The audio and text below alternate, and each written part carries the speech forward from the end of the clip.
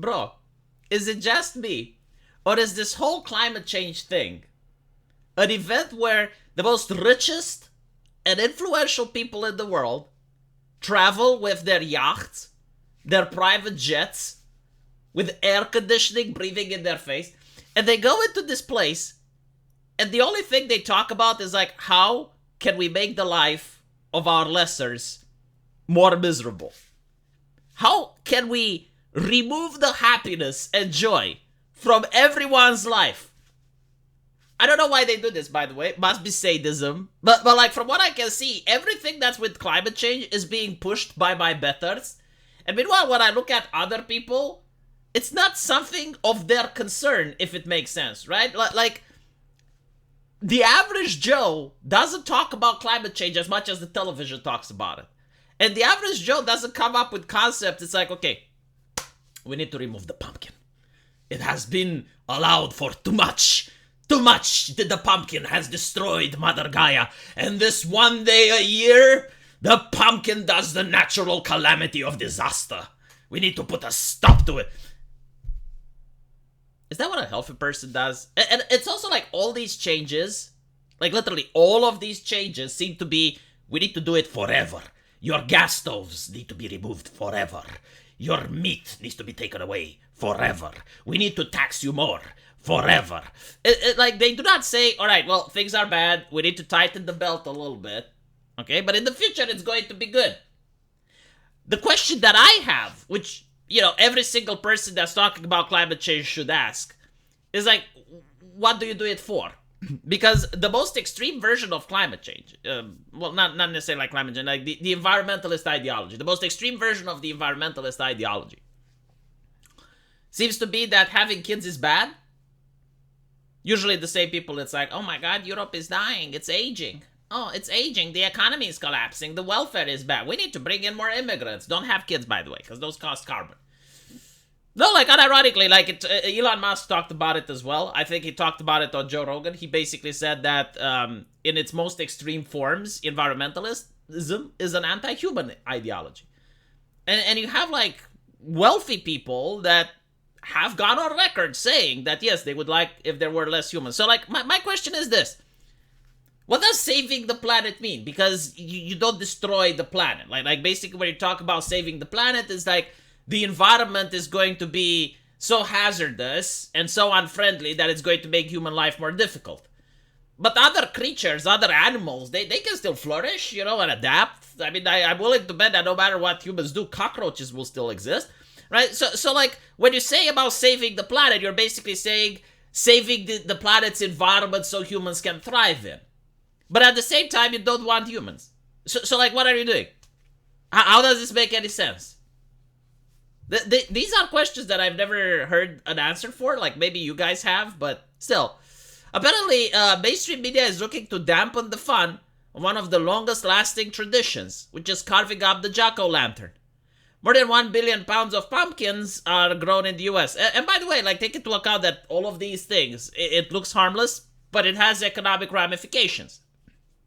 I mean, the people who are planting these pumpkins and they're selling them, they have an entire livelihood based around this.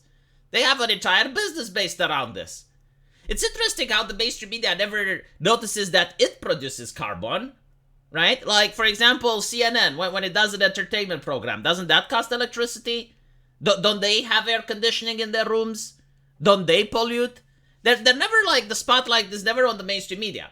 The most hilarious journalists that do this are the video game journalists, which is like a completely, like if you're actually worried about saving the planet, then it's a completely useless profession. Especially like having a gaming rig. I mean, that one costs a lot of power and produces a lot of carbon. But like, for some reason, you can be a video game journalist and be worried about the environment while promoting an industry that pollutes and is absolutely useless. But anyway, right, so the CEO of Scarce, an environmental group, focused on recycling and reusing commercial products. So the CEO cautioned that since pumpkins are composed of mostly water, that water cannot be recouped when the pumpkin is thrown away. Wait, did I just read that? Hold on, I think like some of my neurons died. I hope there's not going to be blood coming out of my nose because I had an aneurysm. I don't want to show blood on YouTube. Holy shit. Like, if the pumpkin goes away, you can't recoup the water?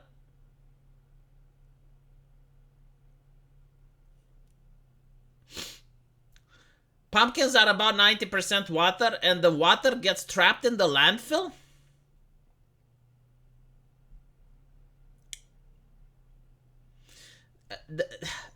I think I was in 4th grade when I learned the circuit of water within nature. Right? And there was like also that thing in chemistry that nothing is destroyed, everything transforms. How the fuck can you... My brother in Christ, it doesn't work that way. You do not lose water if the pumpkin... Oh my god. CNN reporter noted that even Oh wow, CNN... Oh my... If you get fact-checked by CNN, just stop. Like, just never speak in public again. Like, if CNN is smarter than you... Holy shit. CNN reporter noted that even when decomposing, the pumpkins still produce too much methane. Oh, never mind. They didn't... Okay, so they didn't contradict. They're basically saying, okay, if you're not worried about the fact that the oceans are going to dry out because of the pumpkins, maybe you should worry about the fact that when the pumpkins decompose, they produce methane. But like every fucking plant on Earth produces methane when decomposing, CNN. Oh, is it bad because this one is cultivated by humans, right? Because if you didn't have humans, you wouldn't have plants in those areas. Let me put it this way, it balances out. When you build a city, right, that place is not a jungle anymore. That place doesn't have grass anymore. So there you go, no more plants. Unironically though, they have gone a complete 180 to the point where when I grew up, the environmentalism was about protecting the forests and shit. And now it's like, well, the forests produce carbon. Like, look, when plants die, they produce methane. It's a big cause of climate change, CNN claimed. Yeah, of course, like what else isn't? You know, when the journalist from CNN farts, is that not a cause of concern for climate change? Holy shit, these people. The environmental activists noted that if pumpkin owners don't have a place to decompose the vegetable, the best way is to put it under a bush or in your yard, and the squirrels or maybe a raccoon will eat it. This isn't the problem. Right? Like, if you just had someone saying, hey, it would be nice if you recycle, it would be nice if you put it in your yard, because maybe, like, some wildlife can eat it, fine. But when you go out of your way in order to make these ridiculous claims that water is lost, and when the plants decompose, you get methane in the atmosphere, Jesus fucking Christ. But, by the way, like, when the squirrel dies, does it not produce methane? And maybe we should stop feeding those squirrels. Have you thought about that? Climate change legislation as a means to implement regulation has been on the rise.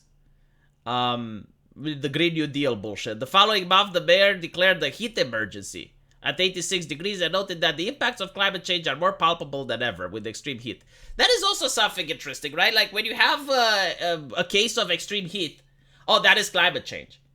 But if you have the opposite, like let's say you have a very cold summer, they will say, well, yeah, but that's not the climate, that's just temperature. I mean, you know, like, is this whole thing where you notice that they're not talking to you like an adult. You notice that they're talking to you as if you're a child, which is really annoying. Like, the very disingenuous way of having the conversation is what bothers me. This appeal to be used as a workaround to allow some of Boston students to go home from school, and the city had not installed air conditioning. The schools were managing with only fans because the electrical system cannot handle air conditioning system. Vice President Kamala Harris has noted multiple times that the Biden administration has done exemplary work on climate change, but has blamed the lack of voter awareness for approval ratings. Yeah, it turns out when you start fucking with the person, especially like when you're fucking with like the most minuscule aspects of their life, like having pumpkins in their front yard, they may not vote for you. Oh, dear me. You know what? You need more censorship. That's what you need. You need more censorship, ban videos like mine, who are making fun of you. You know, start with the comedians that are mocking and making fun of you, and then maybe the approval ratings go up. If you poll how younger people feel about the climate, it polls are of their top concern. Oh, there you go. Right, but more indoctrination and more censorship. Let me know what you guys think, and as usual, I will see you in the comment section. Take care.